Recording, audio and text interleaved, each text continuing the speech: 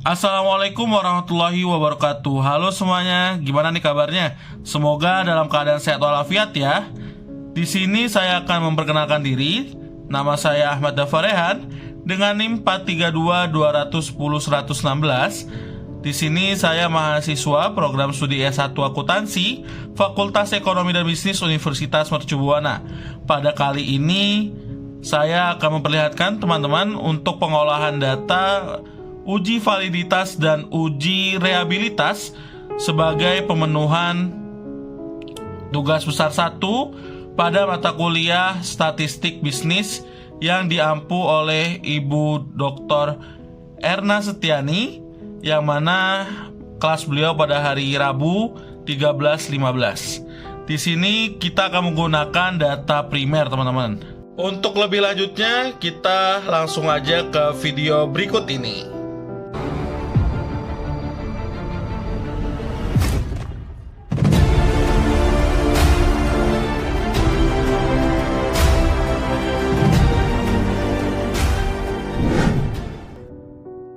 Oke, sebelumnya kita membuka aplikasi SPSS terlebih dahulu. Kali ini kita menggunakan versi yang ke-25. Baik, kita sambil buka dan langsung ke new dataset dan open. Berikut tampilannya dari data view yang ada di dalam SPSS. Selanjutnya kita sudah menyiapkan data dari Excel yang sudah kita siapkan sebelumnya, yang mana pada kali ini kita mengambil data primer dengan judul pengaruh profesionalisme auditor, independensi auditor, dan pengalaman auditor terhadap tingkat materialis dalam audit laporan keuangan. Yang mana di sini udah jelas ya teman-teman semua. Untuk variabelnya kita akan menggunakan profesionalitas auditor, independent auditor, pengalaman, dan juga variabel Y-nya kita menggunakan tingkat materialis dari auditor itu sendiri. Yang mana harapan dari pengolahan data ini kita mengetahui tingkat materialitas sebagai Y dalam auditor itu sendiri dengan total responden yang kita sudah ambil sebanyak 10 responden. Setelah kita mengetahui datanya yang sudah kita siapkan, kita langsung saja membuka kembali SPSS versi 25 dan di tampilan variabel view. Kita tadi sudah menyaksikan bahwa ada 3 variabel X dan variabel Y, yaitu tingkat materialisme dari auditor. Kita langsung tulis dari X1, yaitu X1.1, karena tiap X-nya kita memiliki 5 pertanyaan sehingga harus dijabarkan secara keseluruhan. X1.1, X1.2, X1.3, X1.4, X1.5. Selanjutnya kita juga tidak lupa dan harus untuk dituliskan juga dari total X1, yang mana kita menggunakan kode yaitu TX1 untuk total dari variabel X1, yaitu profesionalisme auditor.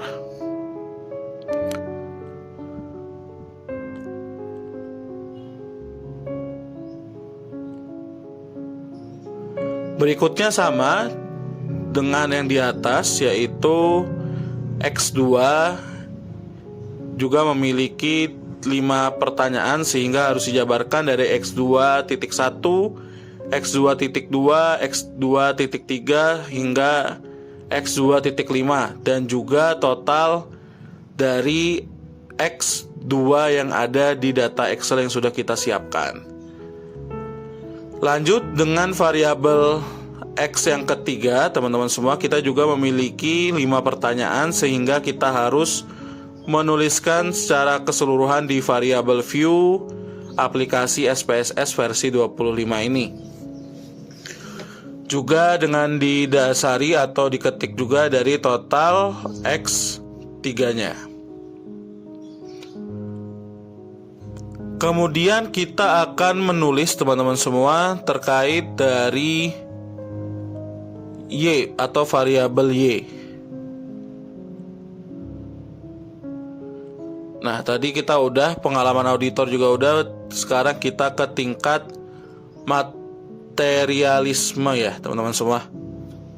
Kita langsung balik lagi ke variabel view dari SPSS versi 25 ini.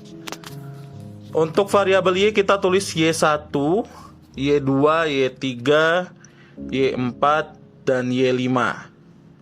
Karena sesuai dengan pertanyaannya juga ada 5.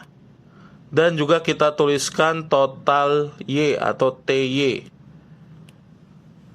Berikutnya, setelah data sudah kita input semua untuk variabel view, kita harus mengubah terlebih dahulu daripada desimalnya, kita nolkan semua dari X1.1 hingga nanti ke total Y. Karena angka yang digunakan di dalam data Excel yang sudah kita buat tidak mengandung desimal, sehingga bisa kita nolkan saja.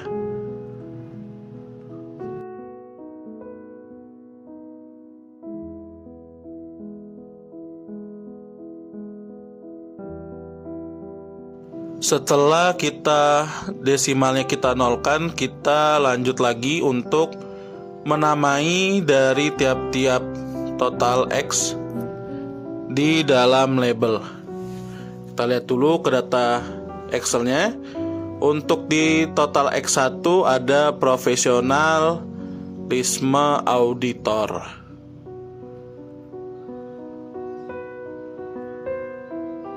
Kita tulis.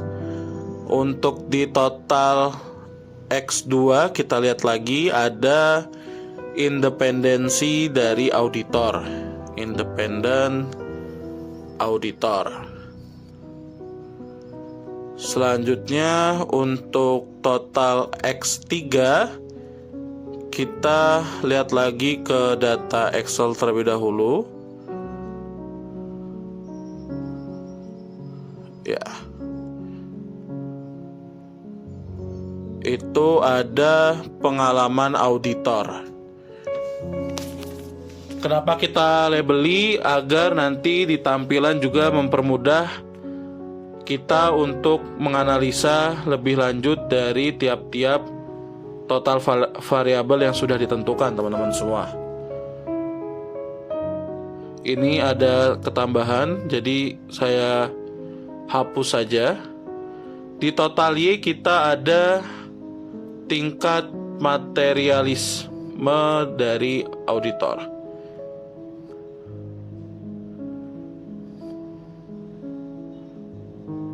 Baik, setelah kita menamai masing-masing total dari X maupun Y, kita periksa kembali datanya sudah benar diisi atau belum.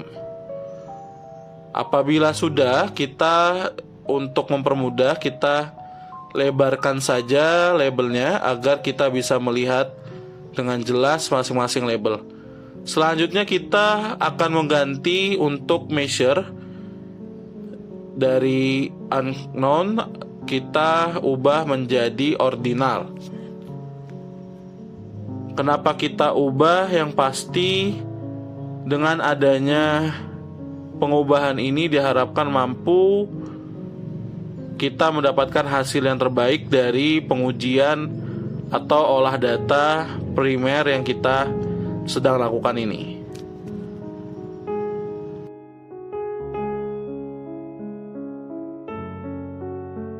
Setelah kita mengganti measure-nya ke ordinal semua, kita langsung saja untuk ngeklik data view untuk melihat apakah sudah sesuai dengan yang kita udah siapkan di dalam variabel view. Kemudian setelah kita ngeyakinin kalau misalkan data itu udah sesuai yang kita buat, kita blok semua dari X1 hingga ke Y. di dalam tabel yang kita udah siapkan. Setelah kita paste dari data Excel yang udah kita sediakan, kita tidak lupa untuk memeriksa terlebih dahulu apakah data yang dari Excel dipindahkan ke SPSS ini sudah tepat dan sudah benar atau belum. Selanjutnya kita langsung klik Analyze, Correlate, dan klik Bifurcate. Selanjutnya kita untuk ke X1 terlebih dahulu teman-teman. Kita copy semua dari X1.1 sampai X1.5 ke kanan atau ke variabel. Dan juga jangan lupa total X1-nya teman-teman. Setelah kita copy, kita langsung klik OK aja, dan ini sudah tampil correlation dari keseluruhan data X1. Kita lakukan hal yang sama untuk X2 dan lainnya, correlate, bifurcate, dan kita keluarkan dulu data X1 ke kiri lagi, dan kita langsung paste atau copy semua X2 serta total dari X2. Ini dia teman-teman semua. Bisa kita lihat correlation dari X2.1 hingga ke total X2 sudah tersedia. Lakukan hal yang sama untuk di X3-nya. Kita keluarkan terlebih dahulu untuk X2 ke data kiri, dan kita langsung mengambil data X3 hingga total X3 ke kanan. Selanjutnya kita klik OK lagi. Maka correlation dari X3 sudah keluar hingga ke total X3. Berikutnya kita lakukan hal yang sama untuk ke total Y atau kita ke variabel Y dengan cara mengeluarkan terlebih dahulu X3 dan kita langsung mengcopy X atau Y ke dalam itu dan langsung klik OK. Correlation untuk variabel Y sudah bisa kita lihat hasilnya. Kita pastikan terlebih dahulu sudah semua masuk datanya, dan kita bisa langsung ke cara selanjutnya.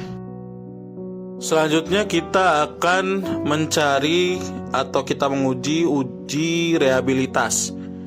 Kita langsung balik saja ke data view.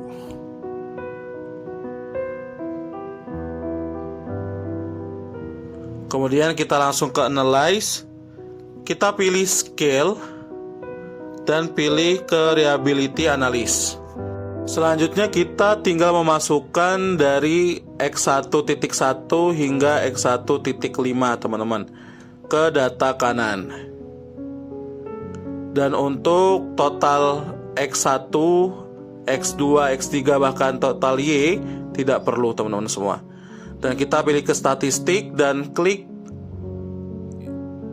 scale item deleted dan klik continue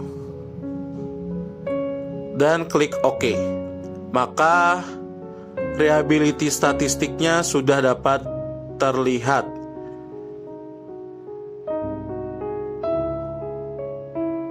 Berikutnya kita lakukan hal yang sama untuk X2, X3 dan Y.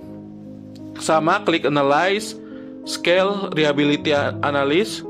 Kita keluarkan terlebih dahulu X1-nya ke kiri, dan kita masukkan X2.1 hingga 5 ke kanan, dan kita langsung klik OK aja. Maka reliability statistik untuk X2 sudah selesai. Ini ada reliability statistik dan juga item total statistiknya teman-teman. Selanjutnya kita lakukan hal yang sama untuk X3 dengan cara analyze statistik, dan kita langsung keluarkan saja X2 ke kiri dan kita tambahkan X3 titik 1 hingga titik 5 ke dalam kanan, maka X3 sudah selesai.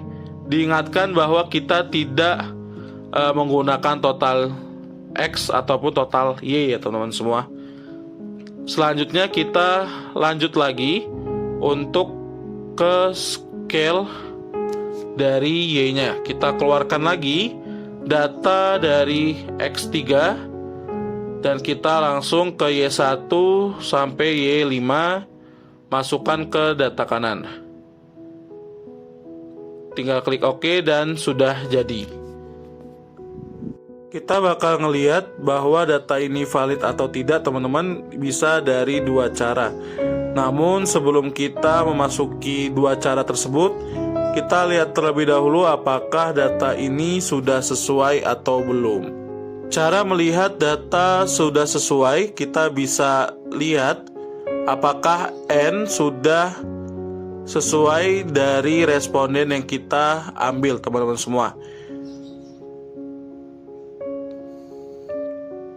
Kita lihat bahwa dari X1 N di sini sudah sesuai, yaitu 10.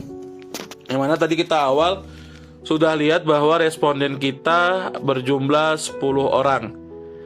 X1.2 juga sama, X3 atau X1.3 juga sudah 10 orang atau sudah sesuai dengan responden dari hasil data yang kita udah sajikan. Setelah kita lihat teman-teman semua bahwa X1.1 hingga X1.5 sudah sesuai dengan responden yang kita tentukan, maka ini bisa menjadi tolak ukur bahwa X2, X3, dan Y juga sudah sesuai dengan responden atau N yang kita telah tentukan, yaitu sebesar 10 responden atau 10N. Selanjutnya kita bisa lihat dengan seek to tilt yang sudah ada di dalam data yang kita sudah sajikan, yang mana apabila data dari tabel ini kurang dari 0,05 maka data tersebut tidak valid.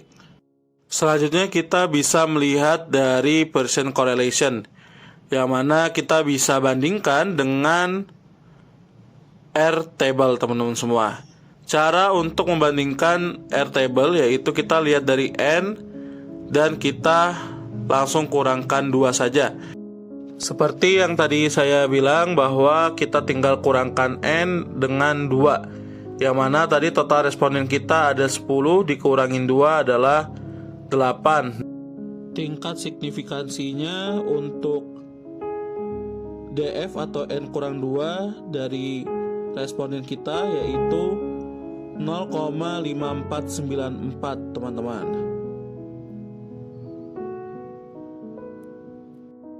Data yang ada di SPSS dikatakan valid apabila datanya lebih besar daripada data R yang sudah ditentukan.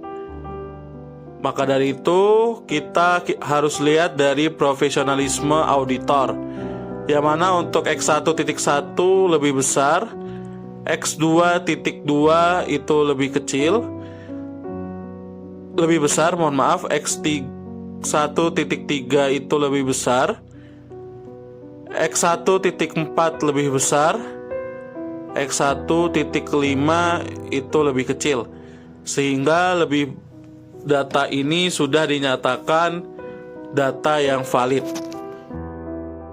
Untuk memastikan data lainnya valid, kita juga bisa melihat dari X2.1.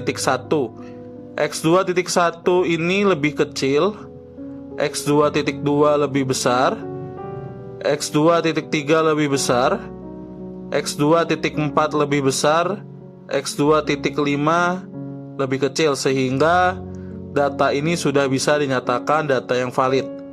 Dan mungkin diharuskan pengobatan dari data tersebut. Selanjutnya kita bisa lihat dari X3, yang mana sesuai dengan yang tadi bahwa nilainya harus bisa lebih besar dari data R. juga dengan nilai dari Y. Selanjutnya kita bisa melihat dari reliabilitas setiap variabelnya teman-teman semua, yang mana kita mulai terlebih dahulu dari X1. Langkah yang perlu kita lihat terlebih dahulu, apakah data tersebut sudah sesuai dengan responden kita yang sudah disediakan. Yang mana di sini kita bisa lihat bahwa responden kita udah 10 dengan presentasi 100%. Kita juga bisa melihat dari end of item pertanyaan dari setiap variabel, yaitu 5 pertanyaan. Untuk round batch alpha kita juga harus perhatikan. Menurut Prof. Imam Ghazali, sebuah data dikatakan valid apabila memenuhi 0,7, yang mana crown batch alpha ini kita kurang dari crown batch yang sesuai dengan pernyataan tersebut. Namun tidak apa-apa teman-teman, karena kita bisa mengobati datanya ini dengan lebih lanjut agar bisa digunakan lebih baiknya. Kita bisa lihat juga teman-teman untuk di setiap variabelnya. Ini juga untuk crown batch-nya kurang dari 0,7. Data kurang dari 0,7 dari pernyataan yang sudah disebutkan sebelumnya, maka data tersebut tidak reliable atau tidak konsisten. Tapi tidak apa-apa karena kita dapat mempelajarinya lebih lanjut di hari lainnya. Demikian presentasi untuk pemenuhan tugas besar 1 data primer, statistik bisnis. Semoga dapat bermanfaat. Ada kurang lebihnya mohon dimaafkan. Billahi taufiq wal hidayah wal inayah. Wassalamualaikum warahmatullahi wabarakatuh.